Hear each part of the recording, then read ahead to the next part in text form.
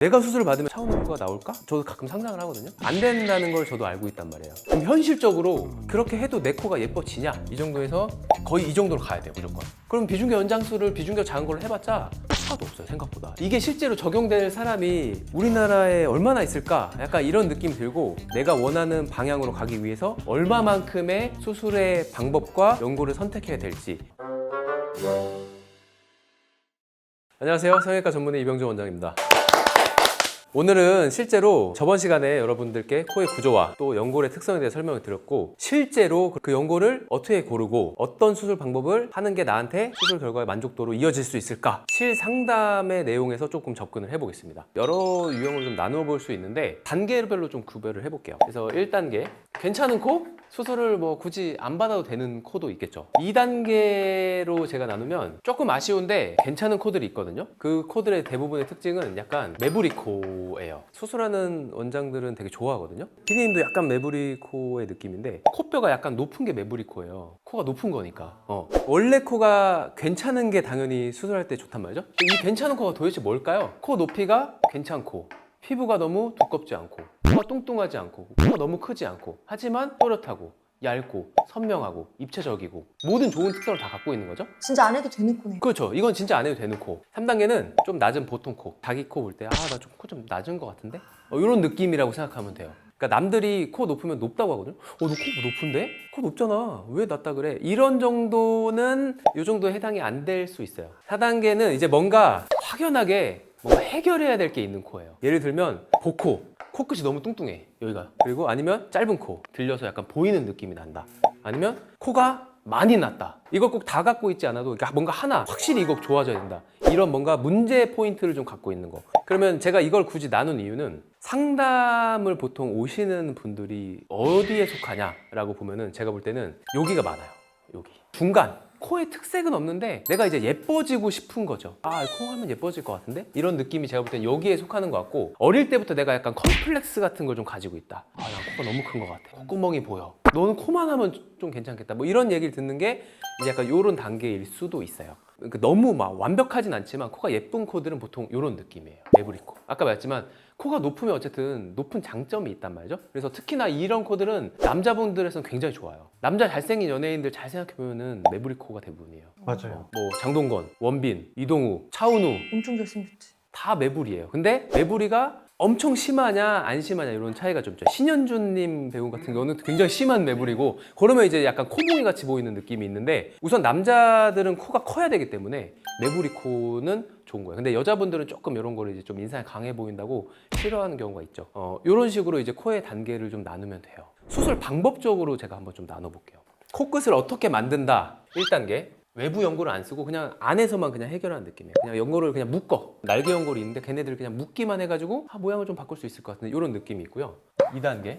귀연골만 써서 약간 지지대 같은 걸 만드는 거예요. 부드럽고 자연스럽게 만드는데 많이 높이지 않는 느낌. 그러면 3단계로 가면 이제 비중격 연장술을 하는 거예요, 이제. 그리고 4단계. 비중격 연장술을 늑연골로.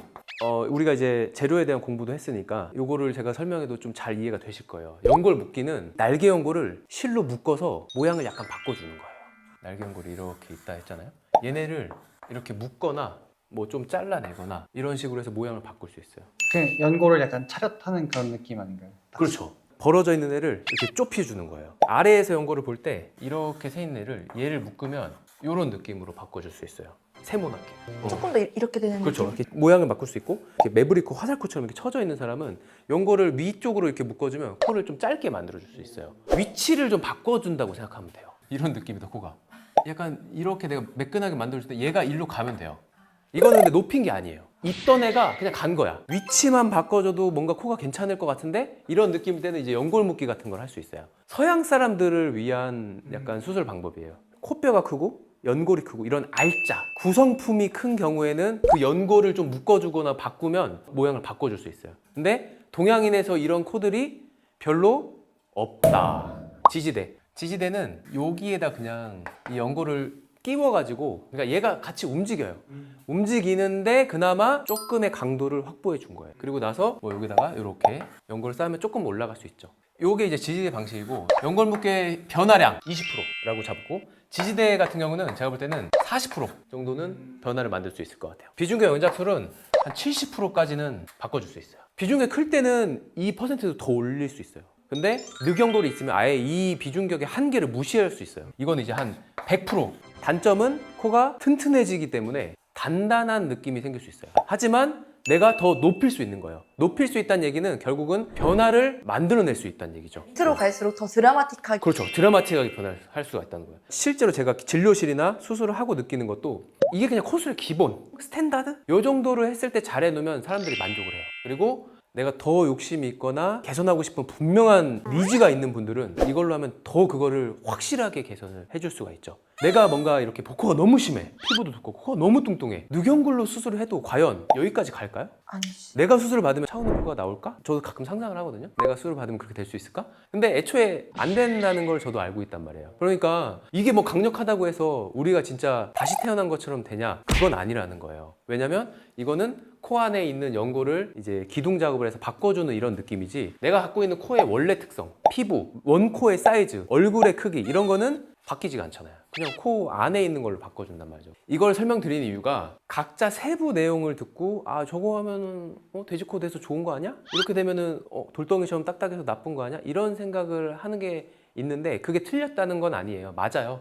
이렇게 될수록 좀 단단하고 이렇게 될수록 부드럽고. 그럼 현실적으로 그렇게 해도 내 코가 예뻐지냐? 조금 다른 문제다. 정리를 해보면 수술 안 해도 괜찮은 코는 뭘 해도 괜찮아요. 이런 사람들이 연골 묶기 이런 거 하는 거고, 이제 2단계에서도 여기서도 정말 나는 최대한 뭔가를 안 하고 싶다 코를, 그러면 이제 연골 묶기 같은 거 하면 돼요. 여기서. 그리고 여기서부터 그래도 좀 저 매블코인데 더 멋있어지고 싶어요. 욕심이 생길수록 지지대나 비중격 연장술 이렇게 가는 거예요. 좀 괜찮은 매브리코 기준에서는 뭐 한 2, 3단계 정도 그냥 평범한 수술을 해도 뭐 나쁘지 않다. 정말 평범 그 자체.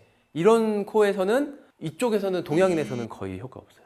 사람들은 뭐 귀로 해도 괜찮지 않을까? 현실과는 좀 달라요. 이 정도에서 거의 이 정도로 가야 돼요. 무조건. 무난무난하고 낫다 이럴 경우에는 연장술로 가는 게 수술하는 보람이 있다고 생각합니다. 여기서부터는 당연히 늑연골 쓰면 더 좋죠. 만일 내가 욕심이 있고 의지가 있다면. 그리고 복코가 심하다, 이런 뭔가 피부가 두껍다, 피부가 이건 모자라는 거예요. 낮을 때는 많이 높여야 보통이 되는 거예요. 높은 코가 수술하면 될 거라고 사람들은 생각하는데 아니에요. 남자 뭐 키 같은 거 생각하시면 돼요. 내가 180이 되고 싶어. 키 높이 신는다고 180이 되냐? 아니라는 거지. 그러면 160이 170이 됐다 칩시다. 그거 크다고 아무도 안 합니다. 그런 느낌이에요. 이런 경우가 있을 때는 평범하게 하는 걸로 해결이 안 될 가능성이 되게 많아요. 코가 짧고 낮다. 그러면 코가 작으면 비중격이 클까요, 작을까요? 적죠. 비중격은 코의 구성이에요. 그러니까 코가 작다는 거는 뼈도 작고요, 비중격도 작고요, 날개연골도 작아요. 그럼 비중격 연장술을 비중격 작은 걸로 해봤자 효과도 없어요, 생각보다. 이게 지금 70%라고 하니까 뭔가 대단하게 될 것 같지요. 3단계라고 내가 써놨으니까 약간 오해를 살 수도 있는데, 비중격이 작으면 비중격 연장술 해도 생각보다 드라마틱하진 않아요. 그런 경우는 오히려 늑연골로 가야 될 가능성이 되게 많아요. 그래서 이런 4단계 정도 되면은 늑연골을 좀 염두에 두시고 아예 수술을 접근하시는 게 좋다. 이제 실제 상담 유형에서 내 코가 어느 정도의 초기 수술 전 상태를 띠고 있냐, 그리고 그게 내가 원하는 방향으로 가기 위해서 얼마만큼의 수술의 방법과 연골을 선택해야 될지, 이런 거에 대한 조금 가이드가 됐으면 좋겠어서 제가 그냥 정말 주관적으로 좀 나눈 건데, 이런 느낌을 생각하시면 좋을 것 같아요. 그리고 코스로 오는 보통 3, 4단계, 이게 평범한 사람들이에요. 평범한 코는 기본적으로 비중격이 운이 좋아서 좀 괜찮으면 비중격 연장술 정도 수술로 생각보다 만족도를 만들 수 있어요. 근데 이제 CT 같은 걸 찍어보고 비중격이 조금 부족할 것 같다, 이런 경우에는 늑연골을 써서 만들면 전후 차이를 조금 확실하게 개선해 줄 수 있다. 저 하나 궁금한 게, 네. 그런 제품들이 있더라고요. 코 연골을 변형할 수가 있다. 코를 이렇게 딱 집어주면 잡는 올라온다. 집게가 있다. 그런 거는 사실 저런 묶기를 안 해도 이렇게만 잡아도 높아지는 거 아닐까요?